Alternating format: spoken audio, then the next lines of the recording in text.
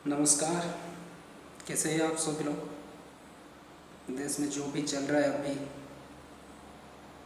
आप सभी लोगों की गुजारिश है सरकार का साथ दे, देश का साथ दे। ये टाइम कुछ ऐसा ही है। चलो आगे बढ़ते हैं। आज का जो वीडियो है बहुत ही इंटरेस्टिंग है। अगर ऐसा हो गया जैसे थंबनेल में आप देखा, अगर ऐसा हो गया कि ₹1 अगर ₹1 के बराबर हो गया तो हम लोग क्या कर सकते हैं। बस ये इंटरेस्टिंग है। तो चलिए शुरू करते हैं। इसका जैसे हर सिक्के में दो पहलू होते हैं, एक तो हेड होता है, एक तो टेल होता है। इसको मैंने ऐसा ही दो पहलू में बांटा है, एक तो फायदा और एक नुकसान। तो चलिए पहले शुरू करते हैं फायदे की बात। तो फायदे की बात बोलने से पहले मैं आपको बता देता हूँ, इंडिया में आप ₹1 में कम से कम क्या खरीद सकते हो। एक चॉकलेट, एक लॉलीपॉप, इससे ज़्यादा कुछ ₹1 में और आप कुछ खरीद नहीं सकते हो। लेकिन आप यूएस में $1 में आप डेली ज़िंदगी का कुछ भी सामान खरीद सकते हो। डेली ज़िंदगी का कुछ भी सामान खरीद सकते हो। लेकिन इंडिया में ऐसा नहीं है, बहुत ही हाई रेट है हमारे इंडिया में। सही कुछ है। तो बात कर रहे थे फायदे। पहले फायदे में अगर ऐसा हो गया, $1 हो गया, ₹1 के बराबर हो गया, तो कितना हो जाएगा? 76, अप्रोक्सीमेटली 77 के आसपास हो गया। तो ये सब जो लोग हैं, बच्चा, बूढ़ा या बूढ़ी, जो भी भिखारी लोग हैं, ये सब भूखा नहीं रहेंगे। क्योंकि इनकी कम से कम तो ₹5 तो होगा ना। और ₹5 का वैल्यू भी 5 नहीं रहेगा, 5 × 76 हो जाएगा उसका वैल्यू। तो ये सब लोग अभी भूखा नहीं रहेंगे। सुबह शाम दोपहर उनको अच्छे से खाने को मिलेगा। दूसरा चीज, भले ही इंडिया में सब चीज़ का अवेलेबल नहीं है, सब चीज़ जैसे कि वन प्रोडक्ट सब चीज़ में नहीं है। जैसे मोबाइल्स इसमें है तो, लेकिन हर चीज़ पे नहीं है। और जो भी है वो बहुत ही हाई डिमांड पर है, हाई कॉस्ट पे है, प्राइस उसका हाई है, हम खरीद नहीं पा रहे हैं इतने पैसे में। अगर ऐसा हो गया तो हमारा स्वदेशी जो चीज़ है उसको हम सस्ता लगेगा हमको, हम उसको खरीद सकते हैं, हम उसको अफोर्ड कर सकते हैं। ये हो गया दूसरा चीज़, दूसरा फ़ायदा ये हो गया। अब खरीद सकते हैं हम हमारा स्वदेशी जो अभी चल रहा है बॉयकॉट चाइनीज प्रोडक्ट। ये अगर ऐसा हो गया तो, मान के चलो ऐसा हो गया तो हम अपना ओन प्रोडक्ट यूज कर सकते हैं हर चीज़ में। तीसरा, कोई भी बड़ा ब्रांड, जैसे कि मान के चलो आपको आईफोन पकड़ना पसंद हो, आप इसको खरीद सकते हो। आप लोगों को पता है कि नहीं पता नहीं, लेकिन आईफोन का बेसिक प्राइस जो है यूएस में कितने से शुरू होता है? $600, यानी इंडियन प्राइस में 42,000। अब चाहे तो इसको खरीद सकते हो अगर ऐसा हो गया तो। कौन सी गुजारिश से हो जाए ऐसा। अगर हम अपना प्रोडक्ट मैन्युफैक्चर अपना ज़्यादा से ज़्यादा करेंगे, आप आत्मनिर्भरशील रहेंगे, तो ऐसा हो सकता है। फिर बाद में क्या हुआ क्या नहीं वो बात की चीज़ें। ये हो गया तीसरा, बाय इम्पोर्ट प्राइस, यानी कि जो भी आता है बाहर से सामान, यानी फॉरेन कंट्री से इंडिया को आता है, चाइना को छोड़ के और सभी कंट्री का प्राइस तो हाई रहता है बेसिकली। मान के चलो यूएस का आईफोन इंडिया में ही सबसे ज़्यादा रेट में बेचता है, सबसे हाई रेट में हो गया।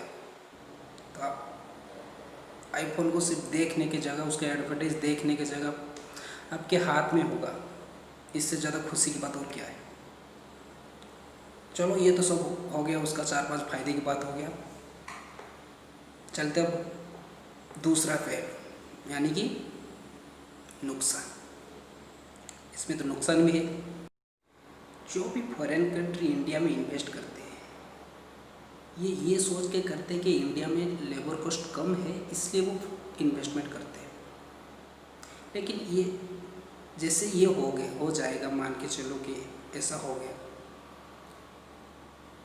बस एग्जाम्पल के थ्रू आपको कुछ समझाता हूँ। मान के चलो कि कोई भी लेबर का पहले कॉस्ट कितना था, 100 रुपीज़। अभी वही कंपनी उसको कितना दे रहा है, वही 100 रुपीज़ दे रहा है। पहले कितना था, 100 ही था। अभी कितना हो गया, 100 रुपीज़। अभी 100 रुपीज़ का वैल्यू कितना है, $1 का वैल्यू जितना है, 1 रुपीज़ का वैल्यू इतना है। तो 100 रुपीज़ का वैल्यू कितना हो गया, 100 × 76। तो इससे नुकसान किसको होगा, कंपनी को। लेबर तो इससे कम में काम करना नहीं चाहेगा। अगर काम भी इससे कम में काम खरीदना भी चाहेगा, 50 में, 50 × 76, फिर ही कंपनी को घाटा हो रहा है। तो ऐसे में क्या होगा, फॉरेन इन्वेस्टमेंट कंपनी जो भी है यहाँ पे आहिस्ते आहिस्ते स्लो होते जाएगा। इंडिया में फिर बेरोजगार बढ़ जाएगा, जितना भी अभी भी है बेरोजगार फिर भी बढ़ जाएगा। दूसरा जो चीज़ है, जैसे हमारा गवर्नमेंट को भी फायदा आता है कि यहाँ का फॉरेन का जो भी कंपनी है, चाहे इंडिया का हो चाहे फॉरेन का हो, टैक्स तो लेता है ना। टैक्स तो सब चीज़ में से लेता है। अगर वो हो गया, फॉरेन कंट्री धीरे धीरे कम होता जाएगा तो टैक्स भी रिड्यूस होता जाएगा। गवर्नमेंट का भी घाटा होगा, देश का भी घाटा होगा। तीसरा जो है वो है, यहाँ बहुत तो इंडिया में तो हर साल तो टूरिस्ट बहुत आते हैं। तो क्यों आते हैं, हाँ इंडिया में तो जगह अच्छा है, लेकिन ये वो पूरा विश्व में इंडिया की जगह से बहुत ही अच्छा ये नहीं है, और जगह भी है, घूमने भी जाते हैं। लेकिन उन इंडिया में वो क्यों आते हैं, क्योंकि यहाँ का जो भी प्राइस है, चाहे वो घूमने का हो, चाहे वो किराए का हो, चाहे रहने का हो, खाने पीने का, जो भी वो एवरेज प्राइस रहता है।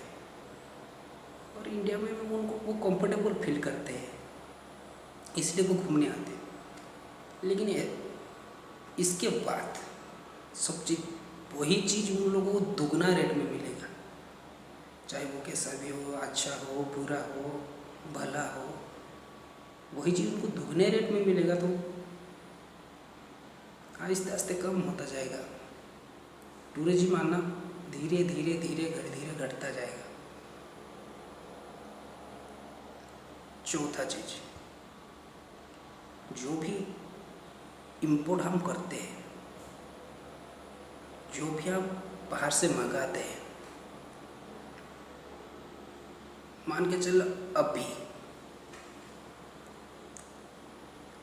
कोई भी सामान हम मंगा रहे हैं तो हमारा देश में जो भी उसका वैल्यू है उससे हम कम में खरीदना चाहेंगे, नहीं उसका ज़्यादा, कम में खरीदना चाहेंगे।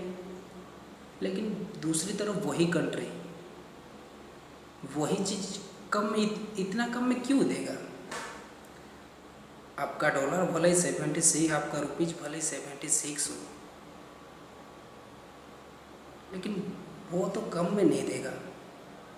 आप ज़्यादा में भी खरीदना नहीं चाहेंगे। ज़्यादा में लाएंगे तो हम बेचेंगे कैसे। तो ऐसे में इंपोर्ट एक्सपोर्ट डिसबैलेंस हो जाएगा, इकोनॉमी गड़बड़ जाएगा। तो जितना फ़ायदा है उतना ही नुकसान है। तो जैसा ही चल रहा है ठीक ठाक चल रहा है। आप सोच रहे होंगे कि डॉलर हो जाएगा तो बहुत ही कुछ फ़ायदा है। फ़ायदा बस तब भी होगा जो भी हमारे मेजर कंट्री है, जहाँ से हम इंपोर्ट करते हैं, जिस देश के साथ हम कुछ बेचते हैं, खरीदते हैं, भेजते हैं, उनका भी मनी का वैल्यू हमारे साथ इक्वल हो जाएगा, तो ही फ़ायदा है। नहीं तो हमको बहुत ही नुकसान होगा। तो कैसा लगा आज का वीडियो, बहुत ही इंटरेस्टिंग लगा होगा, ये मेरा आशा है। अगर अच्छा लगा है तो लाइक, सब्सक्राइब, कमेंट जरूर करिए। ऐसे ही इंटरेस्टिंग वीडियो आपको मिलता रहेगा। जय हिंद, जय जवान, जय किसान।